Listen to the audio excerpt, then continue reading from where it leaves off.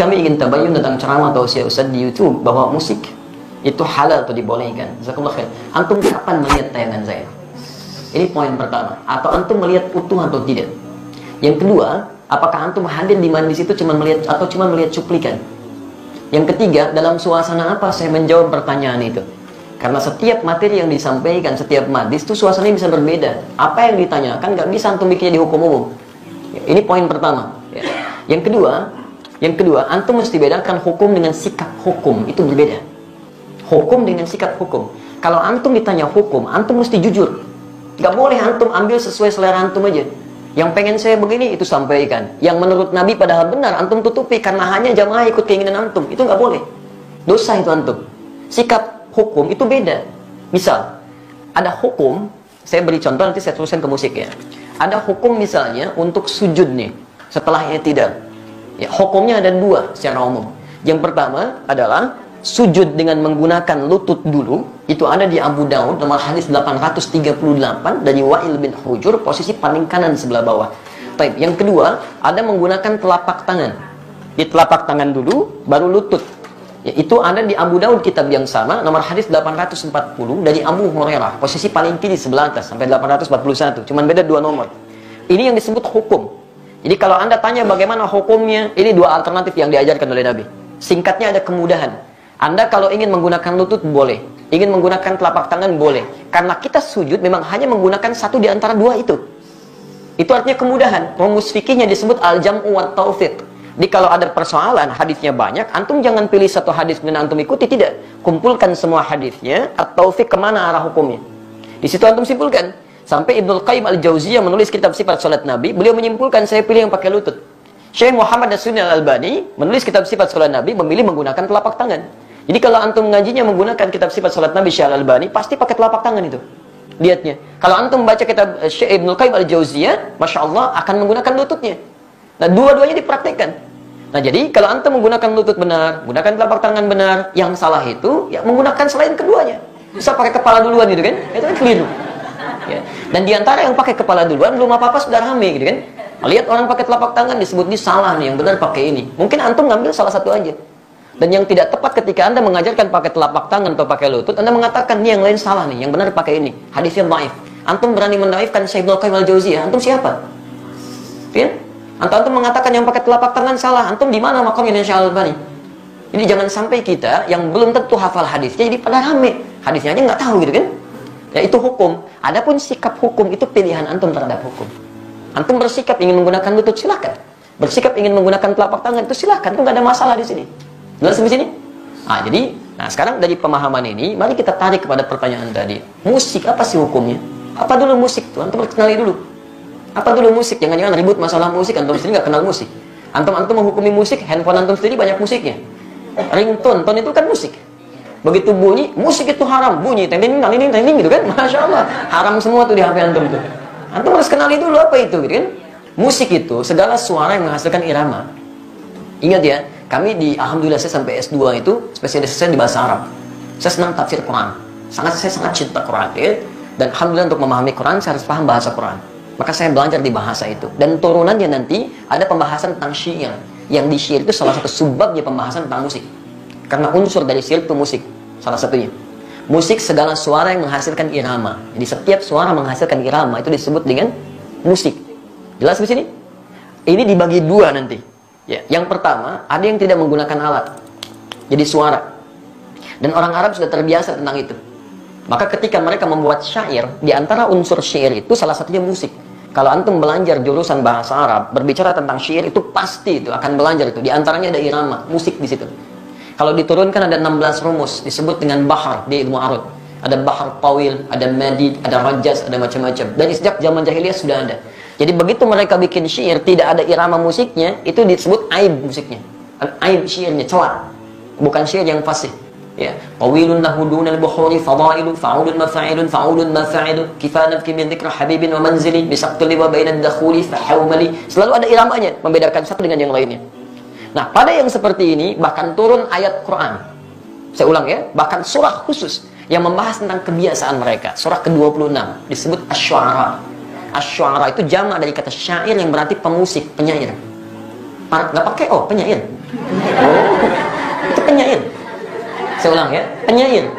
Jamaknya asy'ara. Tayyib, kalau antum baca nanti dari ayat 224 sampai ke ujungnya, singkatnya apa? Ada kebiasaan-kebiasaan mereka ketika ayat turun dicela oleh Quran. Dicela oleh Quran. Wasy'ara yattabi'uhumul ghawun, dan para penyair itu seringkali menghadirkan hal yang tidak bermanfaat. Wa hum fi kulli wadin yahimun, ada yang datang ke lembah-lembah nyari inspirasi sehingga ibadah ditinggalin. Datang ke lembah, jadi apa Pak? Jadi ilham. Kan ilham tetangga Bapak. Oh enggak, saya di sini. Jadi itu, jadi inspirasi, nulis macam-macam. Sehingga maaf, kebaikan-kebaikan diabaikan. Kan sholat tertinggal, macam-macam tertinggal. Zaman jahiliyah banyak yang begitu. Sehingga ketika zaman Islam dibedakan. Yang seperti ini gak ada banyak manfaatnya. Bahkan ada yang menuduh Nabi SAW, ada yang menyerang Nabi dengan syair. Banyak. Ada Zuhair bin Abi Salma sebelum dia tobat, nyerang Nabi itu. Disebutkan begini, dan sebagainya. Apa yang terjadi? Sisi lain, banyak juga penyair muslim. Di antaranya Hasan bin Sabit. Hasan bin Sabit bahkan langsung disebut sebagai syairun Nabi. Seorang penyair yang membela Nabi SAW. Jadi begitu di sudut sana mencela Nabi, di sini kemudian membalas dengan membela Nabi SAW. Dan tidak sedikit pembelaan itu dihasilkan lewat syair. Yang seperti ini langsung disanjung oleh Quran. Illal ladzina amanu, kecuali para penyair yang beriman kepada Allah Subhanahu wa taala. Yang dengan syairnya dijadikan untuk membela Islam dan mengangkat nilai-nilai kebaikan. Jelas di sini dulu? Ini sisi yang pertama. Jadi Anda bayangkan, Anda mesti fair di sini. Ada ayat yang mencela keadaan tertentu, ada ayat yang kemudian mengangkat nilai kebaikan di situ. Jelas? Bahkan Nabi SAW pernah kemudian meluruskan ketika seseorang memuji Nabi untuk memutuskan, jangan sebutkan itu, sebutkan yang lain. Dan Nabi SAW ketika pulang dari perang Tabuk pulang, itu disambut dengan syair. Dan beliau diam. Tala'al badru alaina min thaniyatil wada'i, wajaba syukru alaina mada'a lillahi da'i. Dan antum ada yang kemudian membuat dengan musik-musik kasidah itu. Itu asalnya kan itu syair. Ya, dari madid rumusnya. Tala'al badru alaina min thaniyatil wada'i wajaba syukru alaina mada'a lillahi da'i. Ada semuanya di situ. Ya. Sampai orang Arab itu lupa, jangankan masalah seperti itu, lihat binatang, lihat macam-macam, itu memang itu Masya Allah, itu langsung bisa bikin syair. Refleksnya syair. Itu lihat burung aja, burung bulbul lompat-lompat bikin syair. Al-Asma'i pernah bikin, cuma gara-gara burung bulbul lompat ke dahan-dahan bikin syair. Sautu safiril bulbuli hayyaja qalbi tamini al-mawazahru ma zahri lahzul muqali fa anta yasridi wa sayyidi wa mawlani fakam taymuni ghajilin uqalqali qatabtuhu min wajhatin fi hadha ar-rajuli faqala la faqad ghada muharmili wal walad wali wa waydani faqultu la tuwalbili fabayyin lu'lu'ali qalat law hina kadha in hadadul muqali kahatan kakailali tabtabi ada semuanya. Dia bikin itu. Dan dalam suasana membuat itu, Nabi biasa saja. Jadi ketika buruk dicela oleh Nabi, ketika baik didiamkan oleh Nabi. Maka dari sini ulama sepakat dalam persoalan syair, musik yang berasal dari suara. Awas ya, berasal dari suara terbagi pada dua bagian. Ada yang dicela sampai tingkat keharaman ketika menjauhkan dari Allah Subhanahu wa taala, membuat diri lalai, makruh dengan kalimat-kalimat yang tidak pantas dan yang haram. Jelas? Tapi kalau yang dimaksudkan kalimat-kalimat kebaikan, sampai Imam Syafi'i punya syair disebut Diwan Asy-Syafi'i, ajakan pada kebaikan, ketaatan di situ, itu dibenarkan oleh para ulama. Tidak ada masalah di situ, yang disebut dengan hukum boleh. Jelas di sini? Jadi pernyataan saya jangan di framing gitu kan, jangan dipotong seakan-akan Ustaz dibolehkan ini, kata siapa? Saya nggak pernah membolehkan itu. Hukumnya ada di Quran, turun sejarahnya, antum bisa lihat, ini yang tidak boleh, ini yang boleh. Sekarang alat musik. Bagaimana dengan alat-alat musik? Antum bisa perhatikan kalau munculkan hadis-hadisnya, ada yang langsung dicela, bahkan didekatkan dengan zina. Kan? Allah Subhanahu akan datang di masa nanti orang-orang menghalalkan zina, menghalalkan khamar dan menghalalkan alat-alat musik, gitu kan? Pernah dengar hadisnya? Tayyib, itu apa yang dicela? Hal-hal yang bisa menyesatkan kita pada keburukan, yang menjauhkan dengan Allah Subhanahu wa taala. Bahkan disebutkan oleh Nabi, seruling itu bagian dari panggilan setan, gitu kan? Karena ketika dia digunakan banyak orang maksiat di situ. Ya, minum khamar, ada yang mabuk-mabukan, ada yang berzina, ada yang macam-macam. Silakan cek ya, silakan antum cek. Setiap kali menemukan musik di tempat-tempat yang tidak baik, pasti turunannya maksiat. Itu yang jatuh haram di situ. Haram dan seterusnya. Tapi ada di antara hadis-hadis yang antum pernah lihat, bukankah pernah Nabi SAW datang ke rumahnya Sayyidah Aisyah? Tapi apa yang terjadi? Rupanya di situ sedang ada pesta yang diadakan oleh Sayyidah Aisyah. Sedang bergembira. Tiba-tiba ada dua di antara khadimahnya sedang bermain gendang, gitu kan? Baik, tobul. Dia sedang kemudian bersyair. Datang Abu Bakar. Ketika Abu Bakar datang dikatakan, Abi mazmur syaitani fi baitin Nabi sallallahu alaihi wasallam. Ini yang setan ada di rumah Nabi? Kata Nabi, biarkan, daha ya Abu Bakar. Falikul ummatin 'aid. Karena setiap orang, setiap umat punya hari rayanya. Biarkan aja katanya. Jadi ada yang dibiarkan oleh Nabi, ada yang tidak diperkenankan. Tapi pembiaran Nabi itu juga bukan menjadikan Nabi fokus kepadanya. Nabi nggak fokus. Nabi nggak pernah misalnya pikirin itu, nggak pernah nikmati itu. Jadi beliau biarkan, tapi beliau nggak mencela. Jelas di sini? Ini menunjukkan bahwa pada hakikatnya Nabi tidak mengutamakan tentang musik itu. Yang walaupun itu dibenarkan sebagian yang tadi itu. Tapi kemudian beliau tidak hindarkan karena dikhawatirkan nanti umatnya malah fokus kepada hal yang demikian. Jadi ada yang dibenarkan oleh Nabi, tidak seketika dilarang dalam sifat-sifat yang seperti tadi. Adapun yang tadi alat musik yang lain yang digunakan pada sesuatu yang maksiat, yang tidak baik, itu yang dihukumi haram oleh agama. Dan pada hakikatnya alat tuh nggak ada hukumnya. Alat benda nggak ada hukumnya. Saya mau tanya, apa hukumnya golok? Apa hukumnya pisau?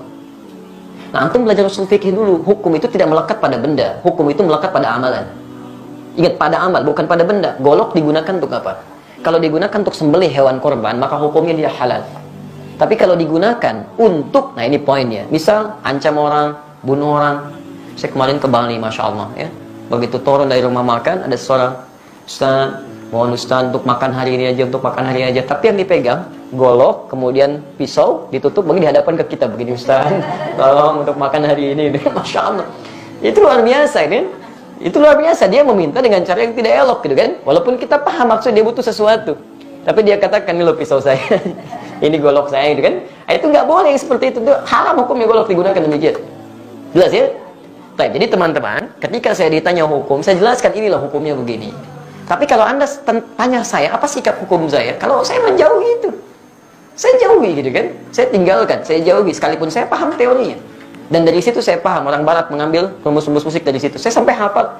Hafal saya rumus gitar, rumus piano, saya hafal. Karena mereka ngambil dari situ, saya pelajari itu. Tapi saya nggak pernah main begituan. Apakah kalau kita menghafal sesuatu, kalau lantas disebut saya membolehkan? Belum tentu. C, D, F, G, A, B, C, D, F, C, D, F, G, D, F, G, A, B, C, D, A, B, C, D, F, C, A, F, C, A, B, C, D, E, B, C, D, F, B, C, D, B, B, C, D, B, C, D, B, C, D, antum aja belum tentu tahu tuh. Jadi kita membaca sesuatu bukan berarti kita masuk di dalamnya, tidak, gitu kan? Untuk merumuskan rumus hukum yang boleh, yang tidak boleh. Antum mungkin biasa, tapi bagaimana dengan orang-orang yang profesi di dalamnya? Ada yang mengajar begini, ada yang begitu. Saya mesti berikan pendalaman hukum seperti ini. Tapi sikap saya seperti ini. Jelas di sini? Baik. Antum boleh tidak sepakat, tapi jangan sampai ketidaksepakatan itu menjadikan kita harus saling mencela. Itu nggak boleh. Nggak boleh. Dalam tidak sepakat pun nggak boleh mencela. Apalagi dalam hal sepakat, kan? Baik. Alhamdulillah. Jelas di sini?